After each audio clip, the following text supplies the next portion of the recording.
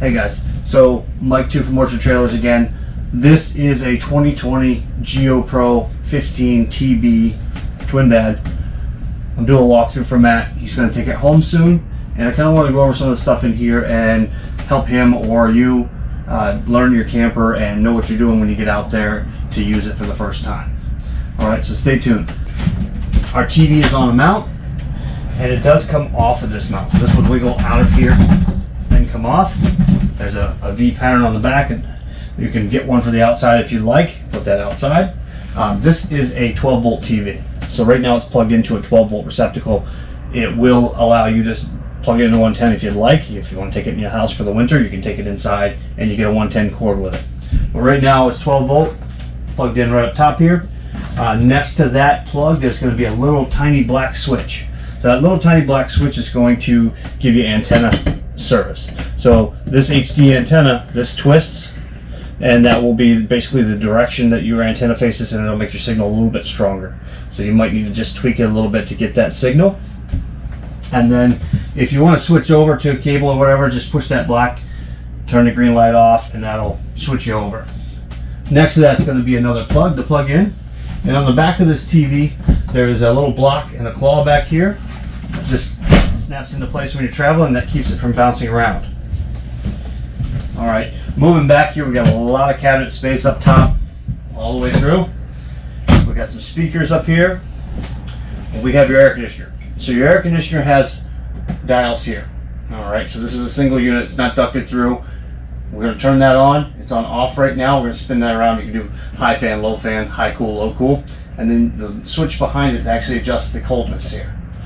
You do have two tabs on the ends. So there's a little black switch here that'll close this duct up front, and one in the back that'll close that. So if it gets too cold back here, if it gets too cold up there, you can turn one or the other off and it'll force it out the other end.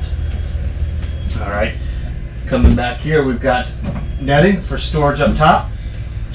All of your windows are roller shades, so one quick pull and that goes right up, and then your windows twist out and open. All right, so they open to there. The benefit of these frameless windows is so you can have them open on a rainy day. They're going to keep the rain out for you, and they're also going to protect your gaskets so that way your gasket isn't exposed out there and dry rotting in the sun. All right, moving around to the other side, you're going to have more cabinets over here. We're going to have your thermostat over here for the heat and your solar controller on this wall, as well as a 110 outlet. I'll bring you over a little closer so you can see that stuff. And then down bottom, I'm going to have a converter box and some more storage here. And then I'll also show you how the table fits in and how that makes a bed over here. All right. Over here on the wall, you're going to have your solar controller. That's going to have your different types of charge, what batteries you have, and then it's going to tell you where we're at. And we're at 68%. We are in the shade right now, so we're not getting any sun on the panels, so that's not quite full. It'll just take a little bit to charge back up. Next to that is going to be your thermostat. This is just a off, cooler and warmer type of thing. So we're going to turn that up. Make sure you got propane. That'll fire up for you. And then you'll know what temperature it is ambient in here by this. And then you just adjust this kind of to where you want it to be. And then just below those, there is a 110 outlet. Below the dinette, we're going to have our converter box. This is going to house all of your breakers and your fuses. Your main 30 amp is going to be here, and these are labeled down below. Same with your fuses. These are going to be automotive style fuses. There is a red light next to each one of these, so if it goes out, you'll know. You can also see that through this mesh here, that there's a light on, and you need to replace a fuse. This does have a cooling fan in here. You can kind of hear it right now. It does cool that board down and keep it from overheating. If you're not dining in this thing, you're ready for bed, you're going to want to put the table into place here. I always recommend picking at least one of the cushions up out of the way. You will notice there is a hole here to pick up for storage, but these are screwed down because there are things underneath, that hoses and hot water heater and things like that you'll get into, but they don't want them easily accessible, so little ones don't get their hands in them. So this is going to go right here. There is Velcro on this table. You can hear that. That holds it in place. It keeps it from sliding when you're traveling. And when we're done, we'll want to put this back down. And then these cushions will fill in the rest to make the bed. So once outlets are new, they do tend to pop out a little bit. They'll take a little time to wear in.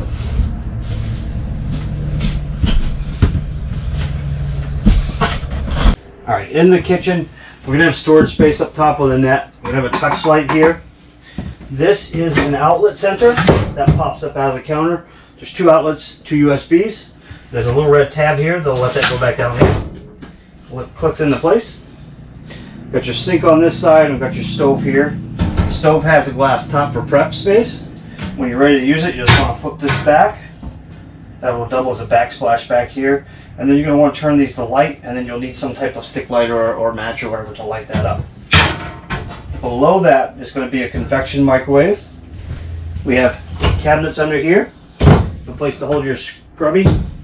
GFI outlet out here. It's going to be one of the things you really want to check if you have no outlets, and you should have outlets. So if you plug into 110 or 30 amp power, check this guy here. It might be why you don't have outlets. Of course, we got a bottle opener here, and then we have our inverter switch. So our inverter is going to convert your 12 volt power over to 110 power. So if you're working off of those solar panels on the roof, you're going to want to go ahead and just flip that on if you're not plugged into shore power. And that's going to help you run some more things than normal in here, so you're not just stuck to 12 volt power. Inside the door and up above, we have a 920 cubic foot a minute max air fan. So we're going to lift this cap up. So there's a black cap over the fan. There's also a black max air cover over that, so you don't have to worry about leaving this open. You won't get wet in here because you got a cover over your cover. All right, this is a 4-speed fan. Turn it on, it's nice and quiet. And this is one of those things that people worry about the windows only opening so far. This will make a big difference. On high speed, I can feel the air. And once you open that door, you can hear that difference in suction. Big fan. That'll move a lot of air out of this, and this is a really small unit, so you don't need much more than that. And then you can hit it one more time to turn it off, or you can use the actual off button to shut it off. And then we'll bring this cap down. If you like, for whatever reason, once it's all the way down, you can push that up and lock it into place. On the door, you're going to have this handle to pull the door shut. This handle opens the door, and this is your deadbolt. The screen will split from the door, like so. And then this will keep the bugs out. And then there is a shade built into that door that just goes up or down. That's kind of a really cool feature. We do have your fire extinguisher here next to the door. And then your control panel, which I'm going to bring you a little closer to see that up close. Alright, on your control panel, we have our buttons for battery. That shows full because we're plugged in and we've got a fresh battery. Fresh water, black water, gray water. And as those fill up, the red lights will increase. Alright, next to that we're going to have water pump. So water pump, you can hear that running now. Don't want to run that if you don't have water in your tank. What you'll do is you'll burn that pump out. That's only if you're using this thing off grid. If you've got water in your fresh tank and you want to use that, you don't have connection to a city water. Gas water heater. So this is going to be on propane. You're going to see this little DSI fault light over here. That means that either the bottles aren't open or you don't have any propane. Sometimes that will come on and it'll go off in just a minute once the thing fires up. The water heater electric, we're going to have 2 switches. So this switch turns on in here, and then I'll show you the switch outside when we get out there to turn on out there to make that run on electric. Down below we have your interior switch, which is going to be your main lights in here. Other than a touch button or 2, that's going to be all the interior lights. And you can go around and individually turn those on or off with the push button in the center. We have our porch light, which is your amber outside, and our awning light, which is your LED light under the awning. And then we have our awning extend and retract, out and in. Next to that, we have 2 USBs, and we have a 110 outlet. Moving into the bathroom, we have a nice door here. We have a lock for travel. You want to just flip that over, just to make sure it doesn't fly open while you're going. And then in the shower, up top, we're going to have a touch light. You can push that button, that'll go on or off. Next to that, we're going to have a fan. So we're going to want to pull this and push this up to open. I'm going to turn this little switch on and that'll pull the air out of here.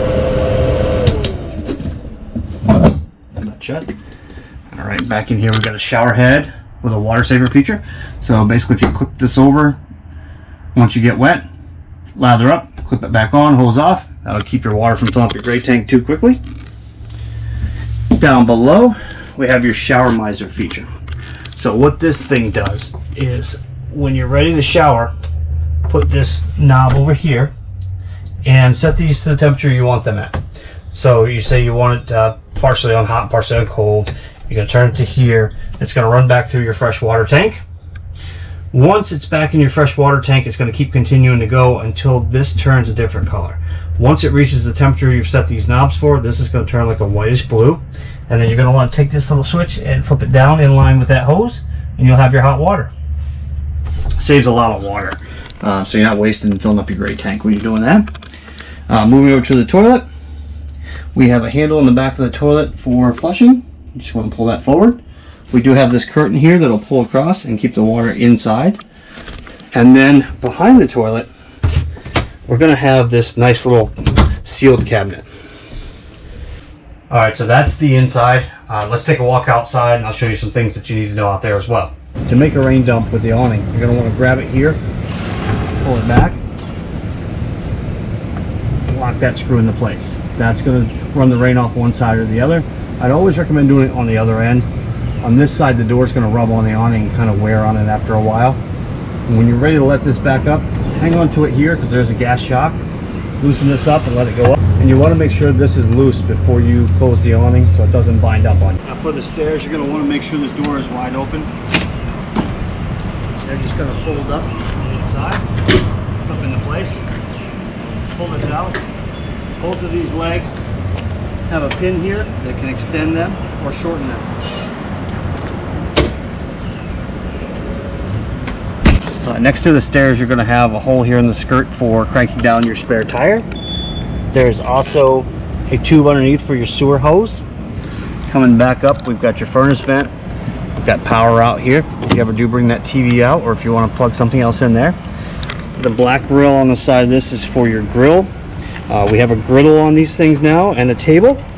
And then down below here, you're going to have your LP connect for your propane.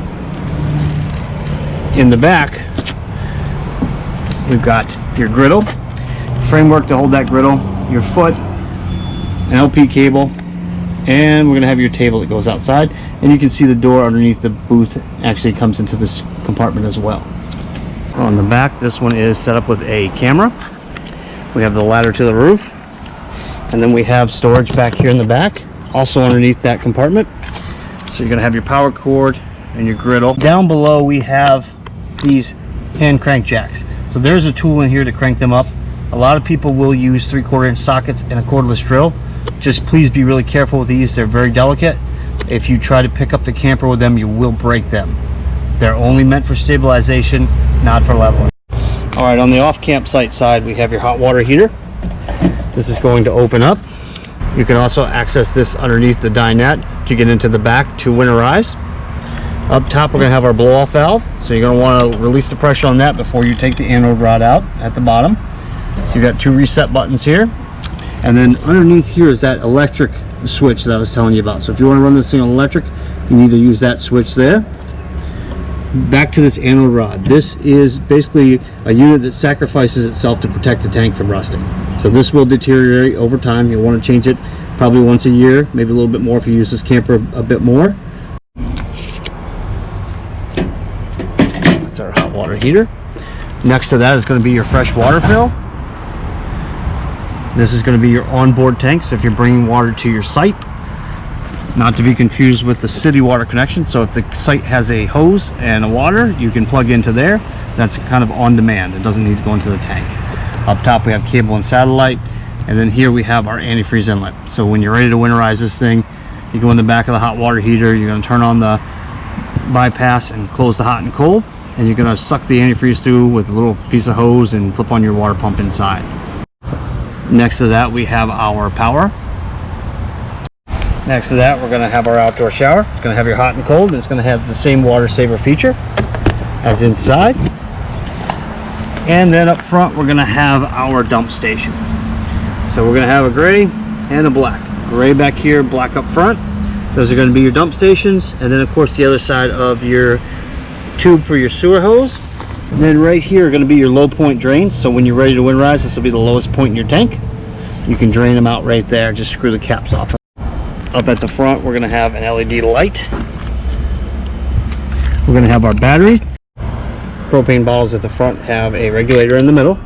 This can go either way. So right now it's on the bottle over here. If we spin it around, it's going to go on this bottle here. If you go straight down, it'll run off of both bottles.